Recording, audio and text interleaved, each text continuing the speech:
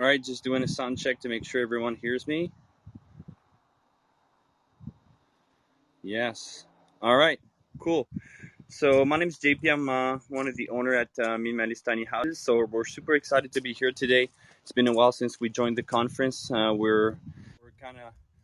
We improvised something at the last minute. We were supposed to do an unveiling today, but it's going to be more of an announcement. It's going to be at the end of the presentation. So what we decided to do today is to tour you around our shop. Right now, we're actually building in two different construction sites. Our principal site is near Quebec City on a small island. We have two garage doors. I'm going to show you real quick what the facility looks like. So right now we have one right here, and then we also have this one right here. So everything's done inside, and then the houses are parked outside. Right now it's spring, things melting. We have two nomad units at the back here. We have one house under construction here. There's a park model size home, a Neue XL that just last week. And then we have a couple of trailer flames at the back ready to start new builds next week as well. So if I can show you around real quick. We have Neue XL under construction here at the shop right now. So it's a really popular design this year. And then we'll talk about this later. But so this will be one of the main standardized floor plan we'll be presenting on our new website coming in the next few weeks. And then here's our CEO, Elyse. She's going to be behind the camera for the rest of the tour. So right now I'm just going to show you real quick how the shop is installed. So it's pretty much like a tiny house. It's everything's at the right place because it's a small shop. As you can see, the house is taking a lot of space inside. But yeah, so we managed to arrange everything's at the right place, like I said, so we can rearrange the space according to whatever steps were depending on the construction site. Yeah, and here's a map of where the houses are spread in United States and Canada.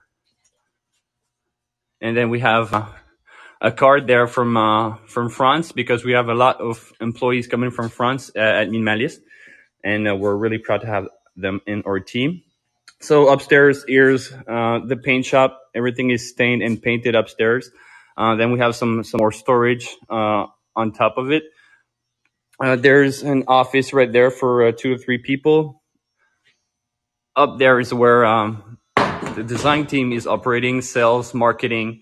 So it's really condensed. We're 4 people in the same office. So yeah, we can't wait till we move in something a little bigger. And this is where all the woodworking is being achieved. So as you can see, everything's at the right place. And that's a key element for everything to be really functional. We have a big picture of our team this winter. And yeah, so that's how everything's laid it out. And then there's another garage door at the back. And then all the materials for the different projects. Now we're kind of upgrading our production capacity as well. So we need to make sure we kind of standardize some of the items to make sure we can, achieve our goal of democratizing the tiny house industry at a much bigger level. So the different materials, I'm going to go through them a little later during the presentation. But as you can see, even the safety hallway is written on the floor, so everything's at the right place. And then, as you can see, there's not much space to go around. And of course, everybody knocks their knee on this. So what we'll do today, we're going to do a breakdown of most of the standard materials we're going to include in all of our houses. So Elyse going to be behind the camera, and feel free to ask any questions during the presentation.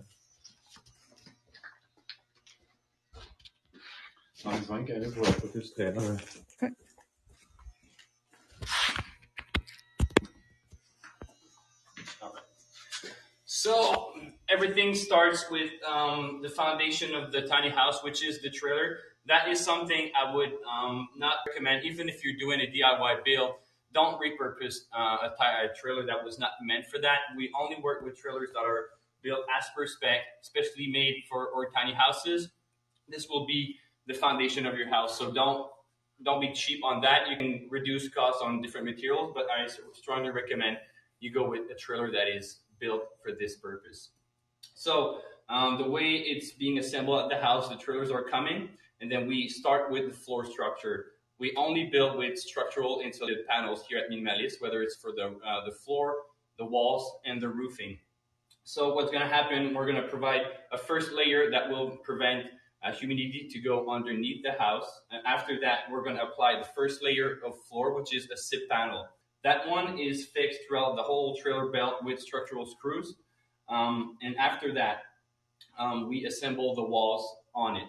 Once the walls are assembled, well, first I'm going to show you what type of screws and what type of, when I'm talking about structural insulated panels, we have a good example here. That one is a roof panel, a sample of a roof panel. So as you can see, structural insulated panels, they don't include any studs in the walls. So instead of having a thermal bridge every 16 inches and sometimes even more because of the different windows. Can you talk about the thickness? Yeah, we have a 4.5 wall, and we have a 6.5 roof and 6.5 floor. So that way we can have really energy efficient build, and this way you will have a significant reduction in energy costs monthly. That's the main idea behind SIP panels, to create really energy efficient houses with no thermal bridges. And of course, the structural part of it is really impressive. We've been working with those type of panels since 2018, and it really changed the game for us. Not only we can build faster, but we're more confident about the type of structure that we use. So for us, this is the only way to build high performance tiny houses. So let's say this is a wall. Normally, what would be included at the bottom, if you want, for the floor, what we do, we have a bottom plate, which is normally a 2x4. That one is screwed and drilled and glued directly on the floor structure. And then there is a notch at the bottom of the foam. That one is just locked into the bottom plate. Not only it's locked, it's glued with spray foam and silicone, and then it's secured on both sides. So that way it all becomes one big piece. Sometimes someone is asking if we made our own SIPs panel. No, well, we don't make our own SIPs, and we don't recommend doing that because the process is very thorough to make sure that this won't be torn apart. The gluing process that you need to go through. We visited a few SIP facilities to make sure that we have a product that can be durable in time. And the importance of going with somebody that is specialized in SIP panels is really important, because you don't want the materials inside to react over time, and you don't want the OSB to separate from the foam itself over time as well. So the gluing process and the curing time is really important. The only type of DIY you can do with SIP panels, though, don't try to make your own SIP panels, but if you want to buy 4x8 panels and assemble them on spot, this is one good way to save costs on a DIY build with SIPs. Maybe you can talk about the waste, the reduction waste. Yeah, that is correct. If you order SIP panels as per your project and your needs, you will reduce a significant amount of waste on the construction site. Like for us, what we do, we receive the panels in one big piece or sometimes in two pieces, but there are no waste on the construction site. All the wastes are handled at the factory, and normally they can repurpose the OSB and repurpose the foam itself. It will not be repurposed directly in SIP panels, because once it's crushed into pieces, they will use that for different other purposes. But still, there's a way of repurposing those wastes. But we don't have to deal with this as a client from the SIP company. Any other questions or? No, someone is talking about a hemp insulation SIP, but the weight. Yeah, well, there's of course we always want to be as ecological as possible, but there's some decisions that we need to make as a company. Even if we want to have the same type of insulation with hemp, we would need to have much thicker and much more heavy structure, which would not be good for tiny houses. We would probably go way too up for the capacity of the axles. But one day, if we find a SIP panel that could be even more ecological, then we always try to improve our recipe. But just so you know, this is expanded foam, and this is not poly-iso, so it's more eco-friendly as well. Yeah, great. One more question. All right, good. So once the house is assembled, like for us, just to give you an example, the Nomad series, we can assemble at least 2 to 3 houses per day. For the part models, they're a little bigger, and the assembly of the pieces takes a little longer. But then we can frame and insulate 1 house per day, and then what will be installed on the OSB, because like any other construction materials, OSB will not like to be exposed to heavy rains. And it's the same for plywood. So once the house is assembled, the first thing we'll do is wrap it up to make sure it's weather tight.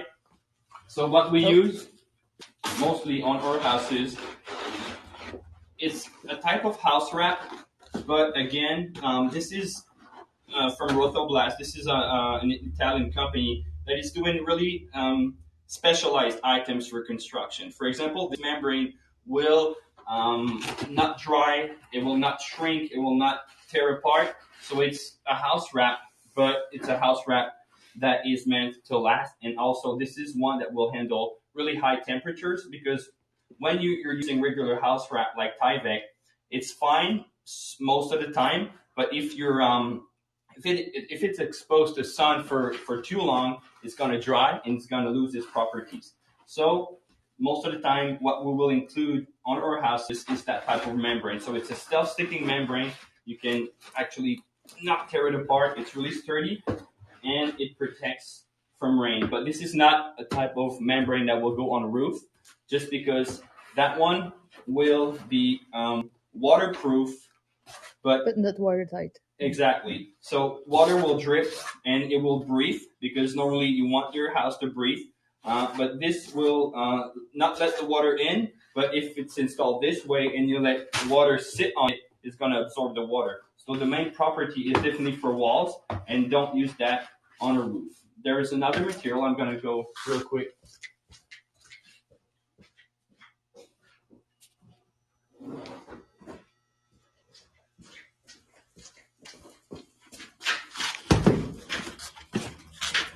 This is what we'll install on the roof, but it's not going to be let like that, because there's different plies on this type of a membrane, but this is the one that we'll install before we install the steel material on the roof. I'm going to show you in a few minutes. So that one is also self-sticking. It's thicker than the one we apply on the walls, and this type of membrane is meant for high temperatures, and this will cover the whole roof, and it will overlap on the edges. So this type of, you can have different equivalent of that, but you want to look for high temperature membrane on most of the roofs on the tiny houses. All right, so I was talking about the... Like here, I was just showing the... Yeah.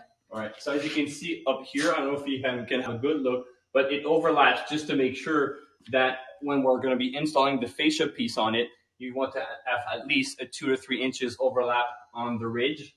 And then the way our houses are assembled, you won't get exposed fasteners on the roof. And even on the front, everything is not drilled, it's clipped and pinched together. So that way, the more screws you add that are exposed on a tiny house, the more subject to leaks the house will be. So we only install hidden fasteners for the exterior siding as well, and the roofing. So let's get back to that roofing material we use. So we offer 3 colors mostly on our houses. So you're going to have the black color, which is really popular nowadays. We have the classic white, and we also have the charcoal grayish color. So most of the time when we're going to be installing a black steel siding on the wall, all the trims and the roof will also be black. So we try to have a balance in the colors we install on our houses. So it's the same when it comes to the exterior finish.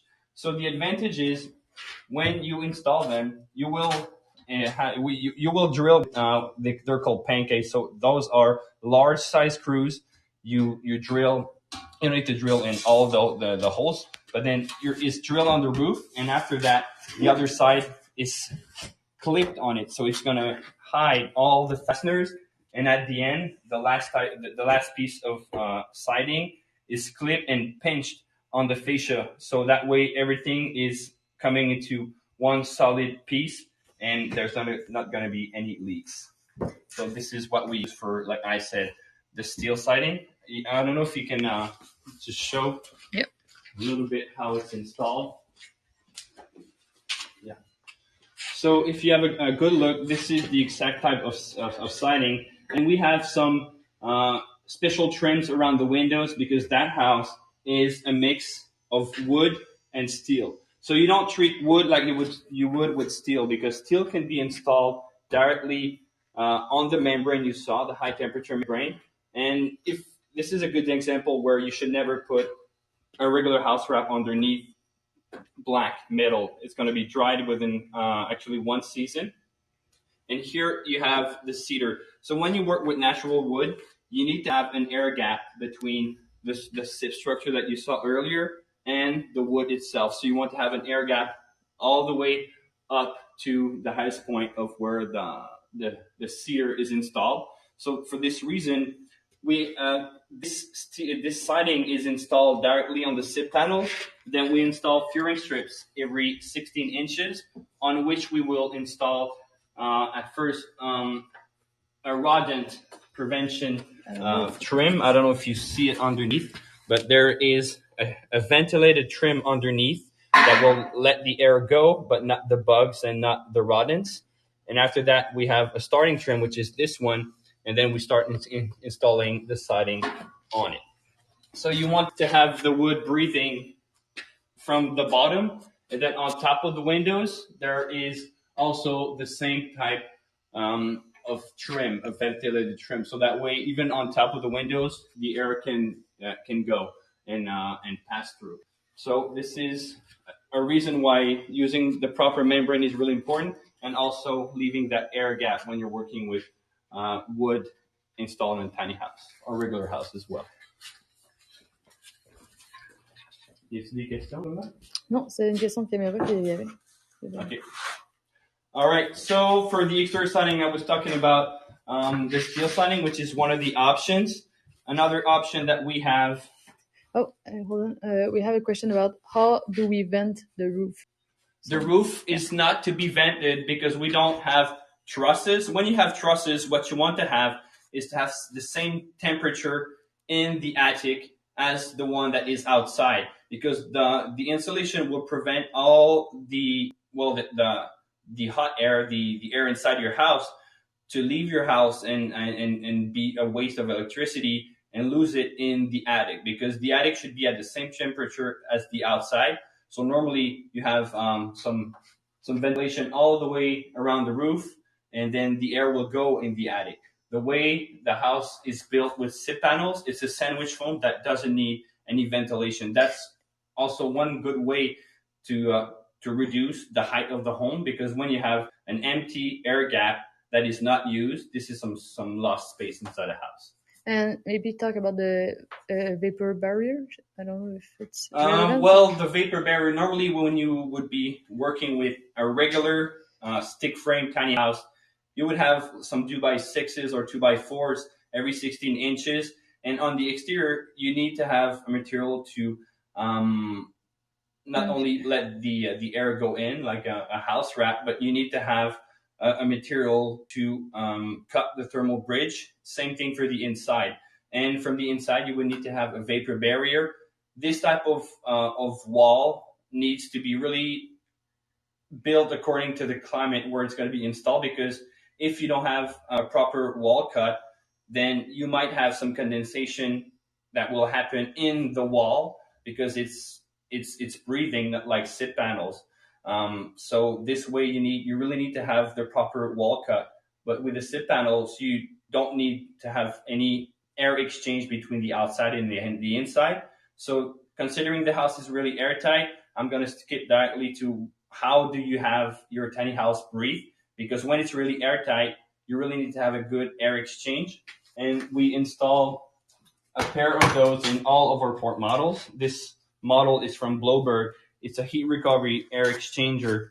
It works up to like what? Minus 30. Yeah, this one. Yeah.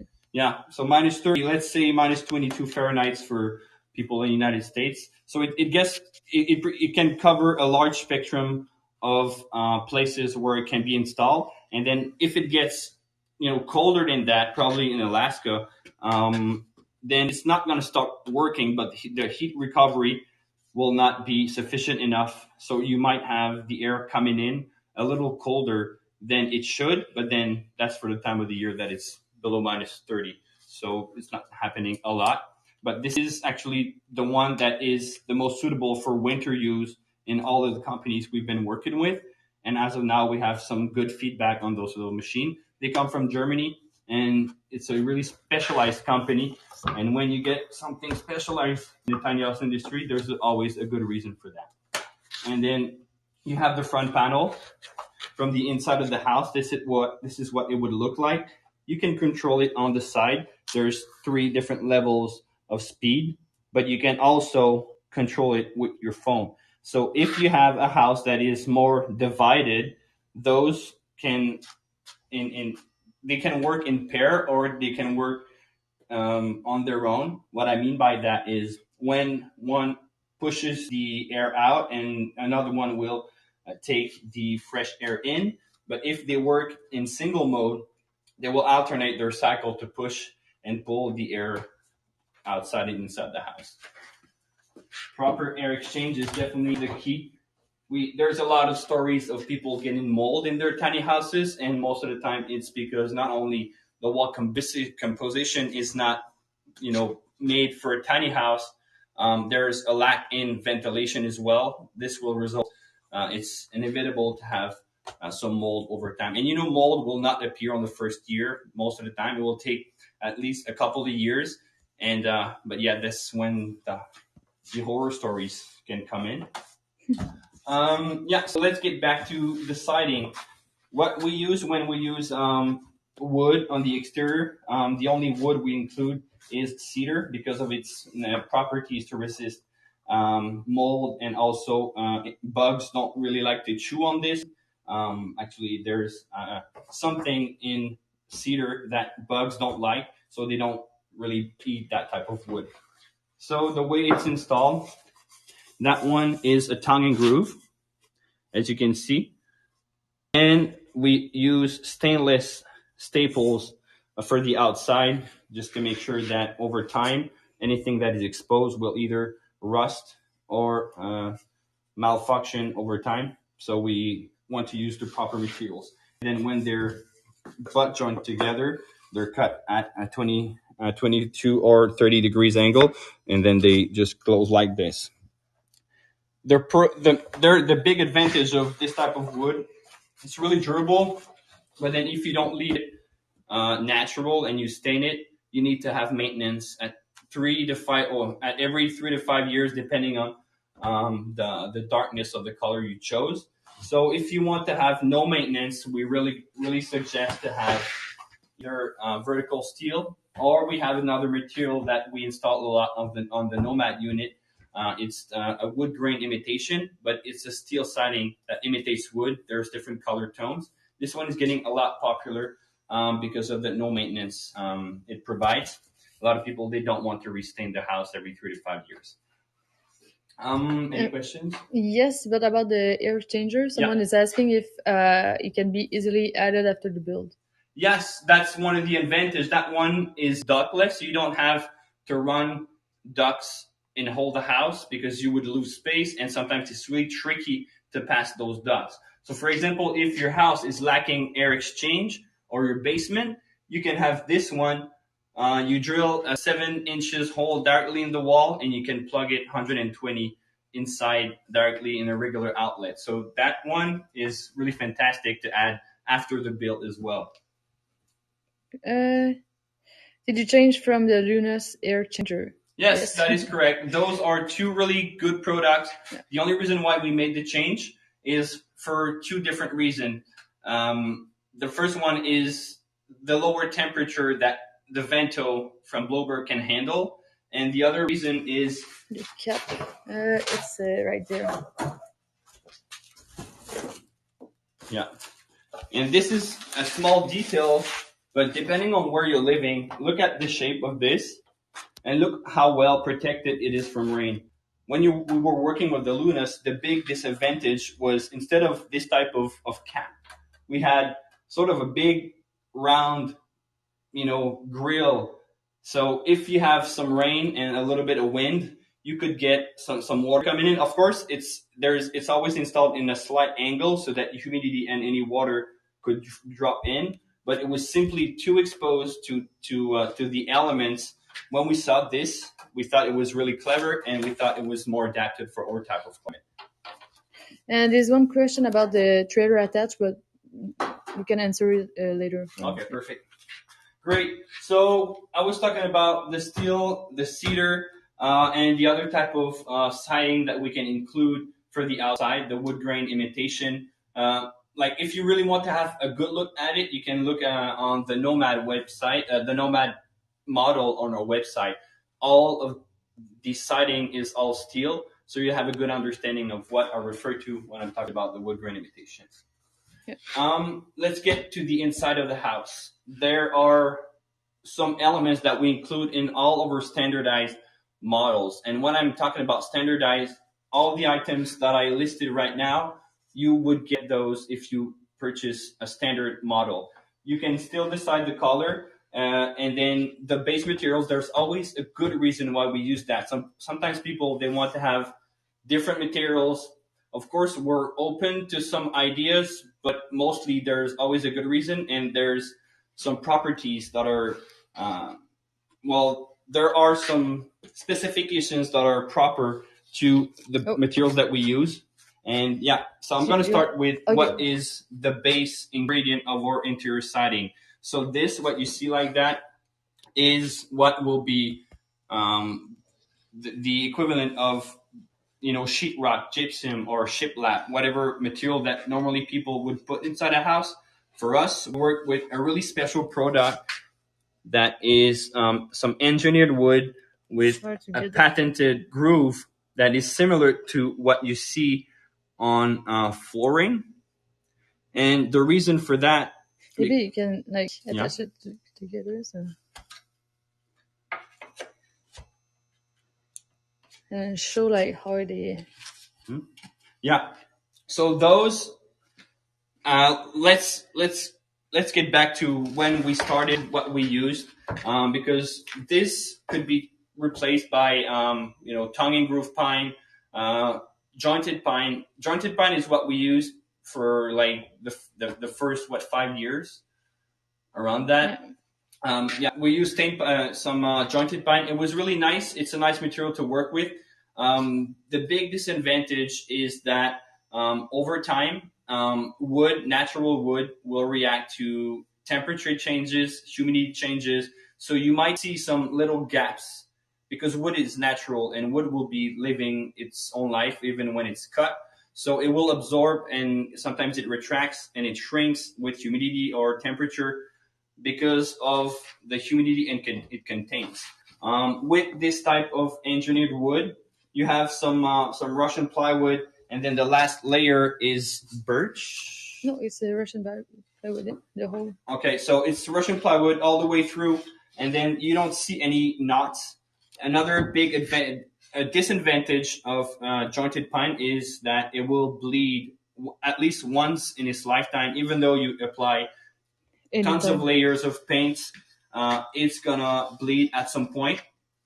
This is not the case with the engineered wood. So when you paint it white, it's gonna stay white, and then it's dried at around 6% humidity compared to around 12 to 13 for the other type of wood we were using. So we reduce the risk of any movement on those over time, and they're clipped together, so it's even harder.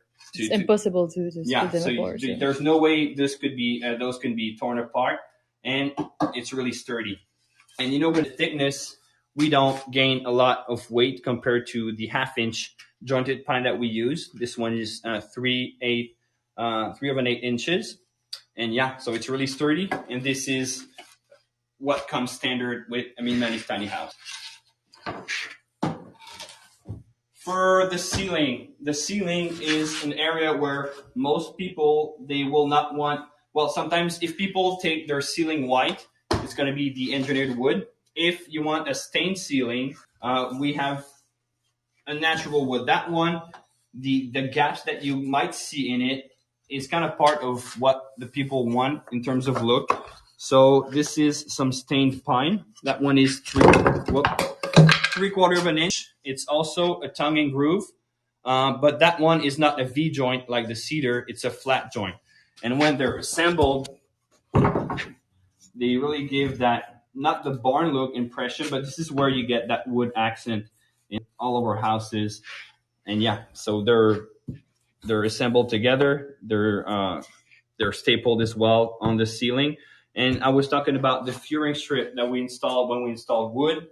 We're installing furring strips on the inside. It's 2x3s for the interior siding, and it's 1x3s for the ceiling itself. So this will be installed on some 3/4 inch wooden strip, while this would be installed on some 2x3s inside the house. So we can run the wires in between and underneath the siding itself. And this extra air gap combined to the outside air gap is adding to the insulation factor of the house. This is something really important. The air gap adds more value in terms of insulation than any solid material that you can use. All right. Good. So that's it for the siding itself. Another thing we're going to discuss today is flooring. That's one with really, really tricky questions, because we have customers, they want hardwood, sometimes they want real tiles in the shower, they want ceramic on the floor. There's some materials that we did use that we won't use anymore because of the way it reacts, which is the case for hardwood. Is something that we don't recommend in tiny houses unless it's going to be built at a controlled temperature and it's going to stay at this temperature on the same spot forever. Because if the house moves, and this is something to consider when you're buying a tiny house, you never know what's going to happen. Our houses could be sold to another customer anywhere in North America, and the climate where it's going to be installed might affect the materials that we use differently. This taken into consideration, you might want to have a flooring that is more versatile and that will not react over time. This is the case for SPC flooring. Of course, no floor doesn't have any chances of getting troubles, but this is the one we think, based on our 7 years of experience doing tiny houses, is the more adapted for tiny houses. So as you can see, the way it's built, I'm going to start with the description. SPC stands for Stone Product Composite. Is that correct? Yes, sorry, I was No, it's perfect. So it's Stone Product Composite. So what is the advantage of that is anything that has stone in it normally is more stable than any material that would be compressed wood or real wood. So anything that contains stone powder will be more stable over time. Another advantage is not only it's really scratch resistant, it conducts the heat. So that way, if you want to install a heating floor in your tiny house, this is the second material to install on a heating floor after ceramic, which we don't do in tiny houses. So keep that in mind. If you want to have a heating floor, this will do better than wood, and it will do better than laminate as well. So I have a structural screw right here. So this is a brand new screw. You can go like this. I would never do that. I would never do that on hardwood. So as you can see, even with the different light, there's not even like an appearance of a scratch on it.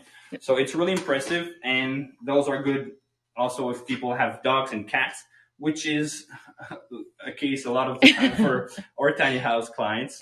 Yeah. So that's one thing to take into consideration. I have those in my hand, so I'm just gonna describe what they do. This is a structural screw. This is not what when you're building with SIP panels, you want to have the good type of spray foam, you want to have the good type of glue, and you definitely want to have the good type of fasteners. Those are structural screws. So those are not screws that you can find at your local market, but you can easily find them when you're going on a SIP project and you want to have the proper equipment for it. So this is the type of screw that will do for. If you, no, I'm just showing like the different twist. Yeah. Okay. Even at the beginning, see, because if you don't have the proper screws, then when it's going to be, the screws entering the wood, if the threads are, too close from one another, you don't have the same resistance as the one that are specialized. So the space between the threads, the tip, and that empty gap here where there's no thread, there's some good reason behind that. And those, again, are from Rotoblast, the Italian company. Show on the SIP panel. You show like. Yeah, but that one is not the one. Oh yeah, right. This one is shorter. Because that one is how do you call that? That's a spacer. When we receive our SIP panels, there's a spacer between all the different panels. So this is a leftover, but I mean you can easily picture a longer screw. Normally, the space where it's blank covers the whole range of the foam because there's no point of having threads in this area.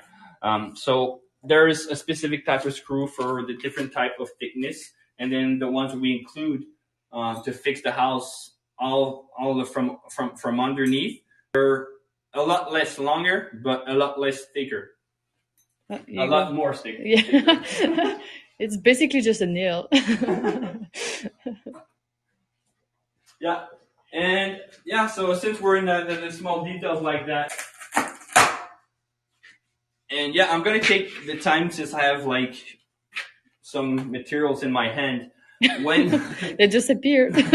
When you're visiting a tiny house builder, this type of stuff is something that you should definitely ask for. What type of tape do you use for the windows wrap and all that? Because this is not only where the money goes in the project, this is what will make the difference between a house that lasts and a house that is only looking good from the exterior. Of course, you might want to look for both elements, but don't focus on the aesthetic of a house. It's not because it looks great that it will, handle the weather and handle, the elements of weather during its lifetime. That's really important.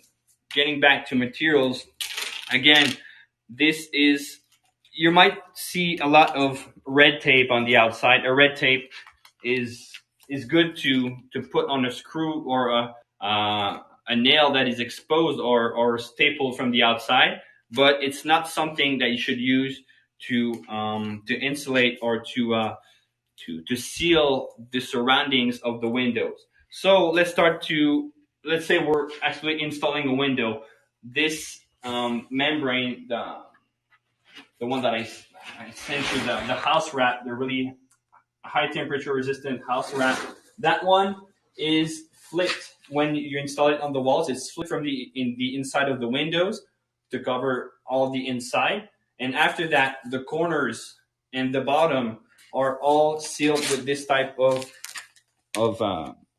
that one is this type of tape. And then don't start messing with it. You're screwed if you do so. So it's really sticky, but you can stretch it like as much as possible and it doesn't tear apart. So that's one thing that is good to have around the windows. All the windows with doors that will prevent if water goes beneath your window. It should not, but if it goes there, it's going to drip. And if it doesn't hit any wood, it's not going to penetrate your wall. It's going to drip and then go all the way down and be evacuated at the bottom. So that's the plan. You always make the roughing able to resist the weather before the siding. So if the siding has a flaw or there's anything that might have been missed or whatever reason the water goes behind your siding, the structure must be able to evacuate that water. And once the window is installed, we install this type of tape. I don't know if I'm going to do it. Yeah, there I go. This is another really sticky tape. That one is not as elastic as the other one, even though it really looks like it is. But that one is going to be covering the window siding and will be wrapped on the exterior of the house. So this is the first layer of protection when the water goes underneath the siding. And it's the same as the other one. Don't try to stick it back because you won't succeed. Yeah. Talking about the windows, Yeah. we had a question about if we use fiberglass or vinyl windows, and if our windows are double or triple pane. Oh, that's good. That's some really good questions. Thanks, guys, for asking. The reason why we don't go with triple pane is simply the weight factor.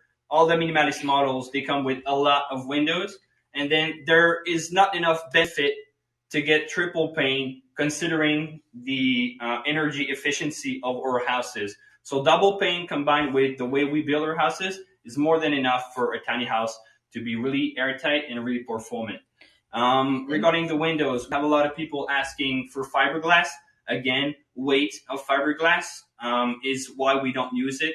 Fiberglass windows are really good windows. Actually, the best type of windows that could ever be installed is wood, but they don't make a lot and they are too much maintenance to do so. But here in Quebec, for example, we have some wood frame windows that are 400 years old. So that tells you how impressive it could work with wood, but you need too much maintenance to do so. And of course, the insulation factor is almost negligent. So let's get back to our era where we build performant buildings. We either work with vinyl windows or aluminum windows. Of course, aluminum is definitely what we would recommend if you want to buy peace of mind and to have really high top of the shelf windows. Vinyl is really good as well because there's different types of companies, different types of vinyl. But the disadvantage of PVC windows is when you go with bigger doors, bigger openings, when they're exposed to the sun, they tend to bend a little bit and do sort of a little The trim, the trim. Yeah. And then it's more of a limitation, but still you can get some really good PVC windows. And then there's not only the material itself, but the way they're built and the thickness of the frame. This is something you really need to investigate. If you're looking with a window with a half-inch frame, then you better have a window that has a frame that is 1 inch thick and the windows are covered with PVC than having like a half-inch window that is aluminum, because it's going to bend and it's not going to react well. So that's. But the two companies we're working with, they both assemble the windows the same way. It's just the exterior that will change for PVC or aluminum. So yeah, so the even if a customer choose PVC, it's still a good windows and still will assemble. So yeah, so in order to make a choice for a window manufacturer, you can ask them for sample. They can show you how the windows are made. And it's a really complicated world, so don't look again for the cheapest price because you'll regret your decision a couple of years after that. So and of course we have a lot of windows. For example, those are aluminum, and sometimes we will install PVC. And also there is a shortage on a lot of window manufacturers. So I really suggest, if you have a project in mind right now, you need to secure your windows a lot of time in advance. Cool. Someone is asking if we can build small homes on foundation. Not at this time. Of course, what we realized in the past 2 years, 3 years, we're actually in a growing phase right now at Minimaliste. So we really want to focus on what we do best, which is part model size tiny homes and the Nomad series, which is a travel trailer tiny home. That being said, we have the small houses on foundation. We have that in mind since the very beginning. At some point, we most likely will offer some small models that will not be on wheels, but this is not something on the short term. We're talking about 2024, 2025, somewhere in these waters. Again, this might not be available at large because the certifications that are required are not the same. There are some equivalent, but as of now, the American market, except for the state of I think Vermont or New Hampshire, that they recognize the CSA certification. As of now, it would only be for Canada, but we never know where this whole tiny adventure will bring us, though. Yeah. Cool. And thank you. There's another subject, but it's away from Windows. No, Did Elyse, it? Elyse is not my girlfriend. I'm sorry to tell you. No, but we were talking about cats and dogs Yeah. earlier, and someone is saying like yes. Someone said like pets are a must. Yeah. Someone said yes, they are, and cats a place for litter box needs a consideration. So maybe just talk about the design phase and how much is important to think about all the detail. And I talk every time about the litter box, but like if you don't think about that in advance, like it would Yeah. be a mess in your house. So Yeah. So there's two really good things in what you just brought, Elise. Thanks for bringing that on the table. Custom projects versus standard options versus the way we build our houses in general. The reason why we decided in 2022 to standardize some floor plans and offer them and narrow the choices is not because we don't want to do custom. Custom projects will always be possible within the limits of what we think will work in terms of layout and also materials and functionality, because we think of the resale value even if we do a custom project. And this is where the expertise that we created over the years brought us to standardizing some floor plans that we think are well thought and that will respond to different types of needs. It doesn't mean that we won't include some of the, not fancy elements, but some of the highlights that we've put in some of the houses that were custom projects from the start. The litter box is a really good example. If you come to us, you know the type of project you have in mind.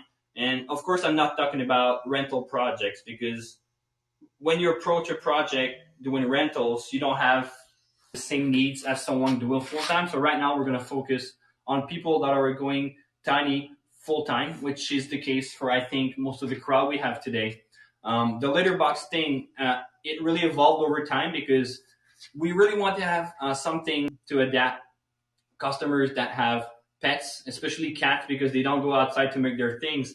Well, some do, but most of the cats, like mine, they will do their thing indoor. So the litter box, not only you need to think of a place where to put it, but you need to have a way to evacuate that smell, because even though you do it every day, you're living in under 400 square feet and it will smell eventually. And even if you have like, not even, but especially if you have more than one cat. So the first type of litter box we did, it's not the same as the one we offer today because it evolved and it improved over time. So if you have a litter box, for example, we came up with a solution to adapt for this. We're going to use one of the cabinets. We're going to have a door with a hole in it so that way the pet can go in. And then there is a vent. Normally, we use a composting toilet vent. That one is 12 volt. It's going to be running all the time, evacuating all the smell from the little compartment. So that way you don't need to worry about it. But if you don't think of it when you come to us and you realize that, well, I should have asked something about, I should have said that I have a dog or a cat. Well, if you know it too late in the process, then you kind of miss an opportunity to have something adapted for your type of needs. So this is one small example, but this is why you need to come up prepared for a tiny house project. And I'm not gonna, go too deep into this, but this is why our new website coming in the next few weeks will be it's thought in a way like we really put ourselves in the client's position. So depending on where you're at in your tiny house project, if you're new to the tiny house industry, then you'll follow a different path on the website than somebody who's ready to commit and that he knows what he wants. So the website will be more educational, and you'll have a different user experience than the one we have here. The one we have right now, it's a nice gallery of what we can do, but it's not it's not made in a way to guide you through a tiny house project. So we're really excited, and that was something we wanted to show you today. But unfortunately, it's not ready. Well, it was not supposed to be 100% ready, but it's not up to a point where we want to show it to you guys. It's not because we don't want to, but we'll make sure that you're going to be aware of when the website will be coming in. And another thing, we're making our branding evolve as well. So that was something I was supposed to discuss at the end of the conference. Well, we have 8 minutes left, so. Oh yeah, so time flies.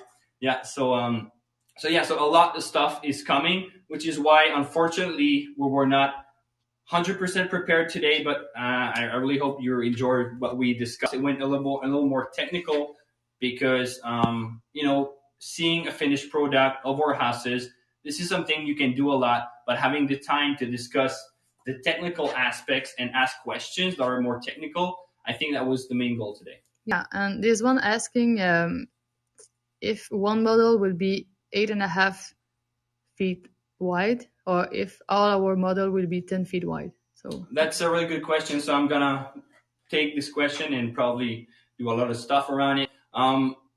We offered a couple of designs in an 8.5 feet wide version in the past. Right now, the only model we'll offer in the 8 feet wide version, 8.5 feet wide, is the Nomad series, whether it's the 24 feet or the 28 feet that is available. The reason behind that is we don't see a good reason to go 8.5 feet wide if you are not able to move the house yourself, and if it's not the purpose behind this project for you. So considering, let's say you're doing full-time in a tiny house, most likely the house won't move frequently. There's no advantage of going 8.5. Part model size tiny homes are meant for this. I mean, for full-time living, not moving the house a lot, but still having the possibility of move it. But when it comes to the Nomad series, we design it in order for people to be able to move them themselves without a wide load permit.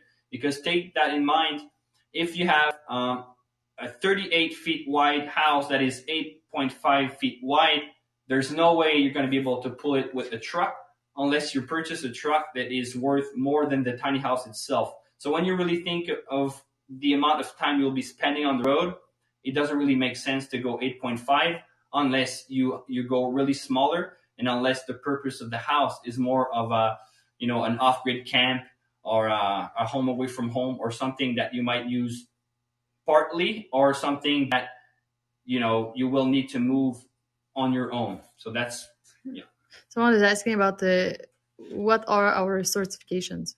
Right now, I mean, we have 2 different certifications.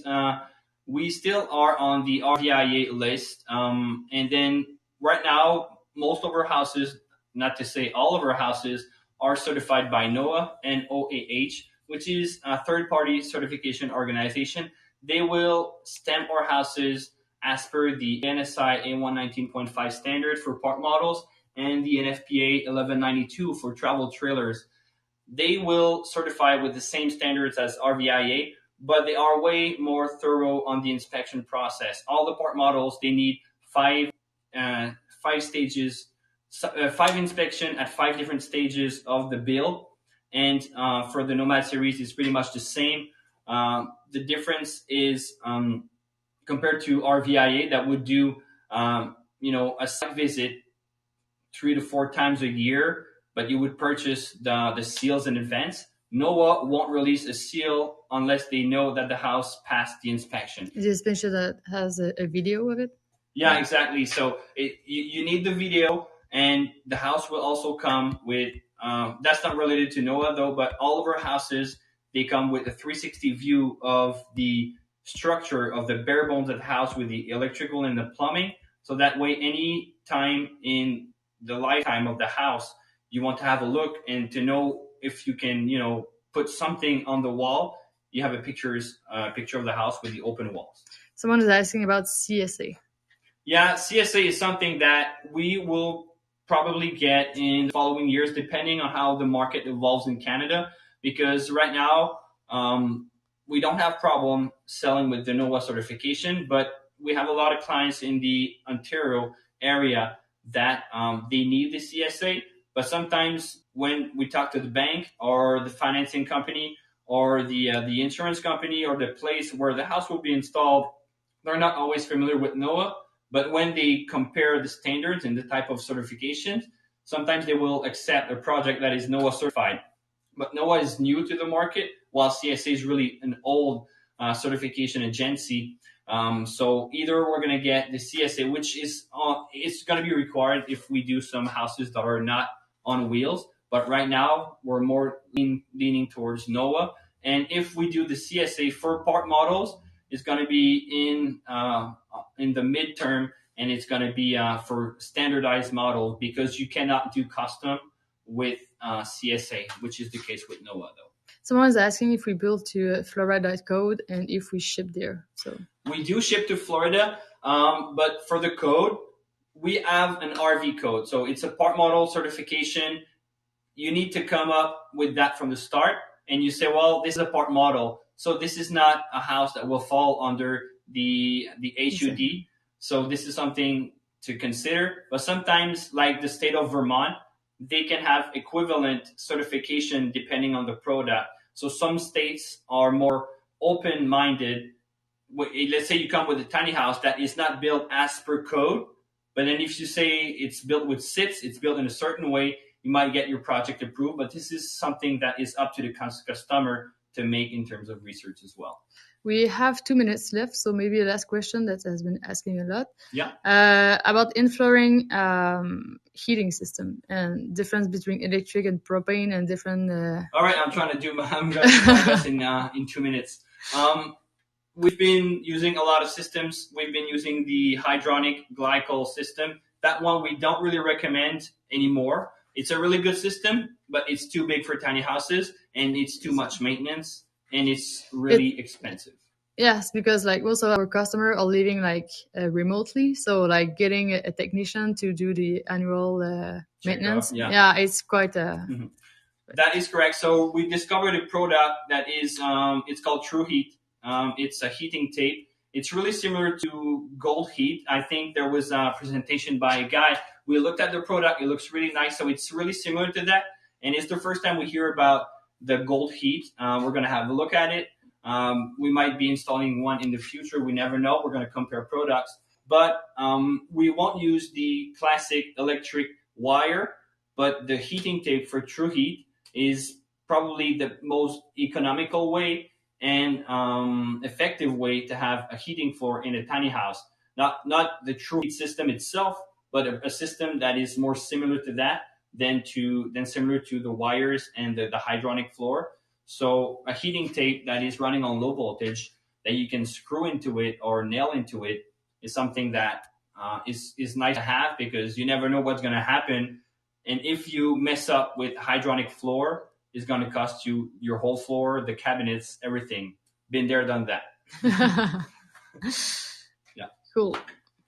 It's about time. Yeah, it's about time. All right, so I'm just gonna finish on this. Hopefully, we have enough time to make a conclusion. But thanks for being there. We're gonna come up with something probably more fun and probably outside for the next conference if we get there. But there's a lot of changes going on in the company. We're making our logo evolve. We're updating our website, updating our branding. So a lot of new stuff coming, all are for the good. We're now 23 people in the team, close to 24 now. So things are moving. Thanks for following us, and it's because of you guys that we're still here. So we'll do our best to make some tiny houses that will not only impress you, but make you think that going tiny is definitely a good solution. So thanks for being there today with us, and thanks, Elyse, for being behind the camera. Yeah, let's... All right, bye, everyone. Thanks for being there.